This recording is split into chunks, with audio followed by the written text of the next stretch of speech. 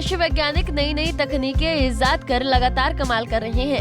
अब कृषि वैज्ञानिकों ने हवा में आलू उगाने वाली तकनीक एयरोपोनिक को इजाद किया है।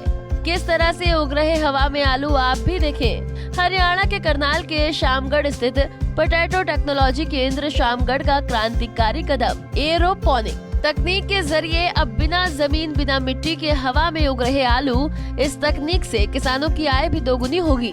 पंजाब, यूपी, दिल्ली समेत कई राज्यों के किसान करनाल के शामगढ़ स्थित पोटैटो टेक्नोलॉजी केंद्र शामगढ़ में एयरोपोनिक तकनीक के बारे में जानकारी लेने के लिए पहुंच रहे हैं। आपको बता दें कि एयरोपोनिक तकनीक के जरिए अब बिना जमीन बिना मिट्टी के ही हवा में आलू उगा सकेंगे और पैदावार भी 5 गुना से ज्यादा होगी।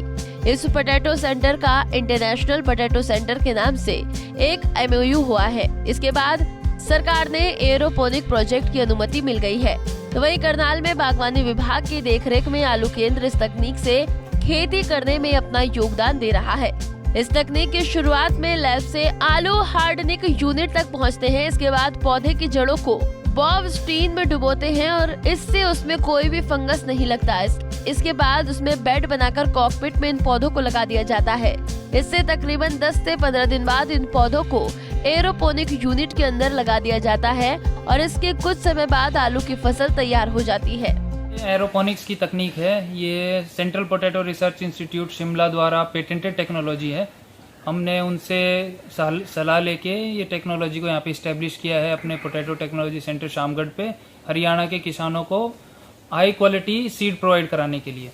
जैसा कि आप देख ही सकते हैं, आपने देखा भी है कि ये हवा में आलू होते हैं, इसके लिए हमें ज़मीन की ज़रूरत नहीं है और इससे हम 4 से 5 गुना ज़्यादा पैदावार ले सकते हैं in comparison to open field.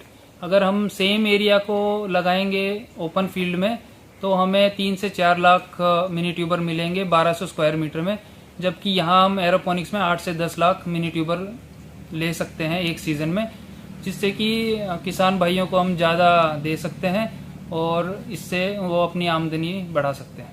क्या क्या फ़ायदे हैं सर, और इसमें किसानों को कितना फ़ायदेमंद होगा? किसानों के लिए ये फ़ायदेमंद इसलिए है क्योंकि इसमें कम स्पेस में ज़्यादा मिनी ट्यूबर हो जाते हैं। इसके बाद ये इतनी प्योर क्वालिटी का बीज होता है और इसमें हम लोग 2 साल मल्टीप्लाई भी कर सकते हैं फील्ड में इसको, और उसके बाद जब क्वांटिटी बढ़ जाए तो किसान भाई इसको दूसरे स्टेट्स में भी भेज सकते हैं और खुद के लिए भी बीज रख सकते हैं। किस तरह से सर तैयार होता है शुरुआत से? थोड़ा शुरुआत से इसका मैं आपको बता देता हूँ। हम लोग पहले टिश्यू कल्चर लैब्स के थ्रू माइक्रो प्लांट्स तैयार करते हैं, उसके बाद उनको हार्डनिंग यूनिट में ले जाके 10 से 15 दिन हार्डनिंग कराई जाती है और उसके बाद हम ट्रांसप्लांटिंग करते हैं एयरोपोनिक्स में।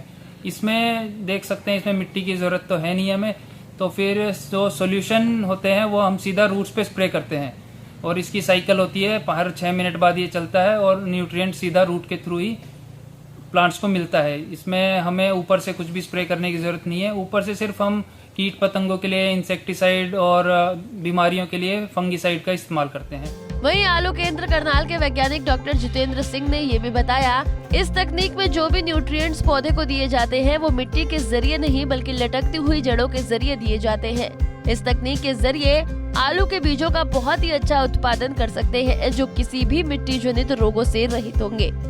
आय दुगनी करने में ये बहुत ही ज़्यादा सहायक हो सकता है क्योंकि हम एक पौधे से 35 से 40 मिनी ट्यूबर प्राप्त कर सकते हैं, जबकि अगर हम ओपन फील्ड में लगाएं या नेट हाउस में लगाएं तो सिर्फ 8 से 10 मिनी ट्यूबर ही करते हैं। तो इससे हमारी पैदावार ही डबल से ट्रिपल हो जाती है।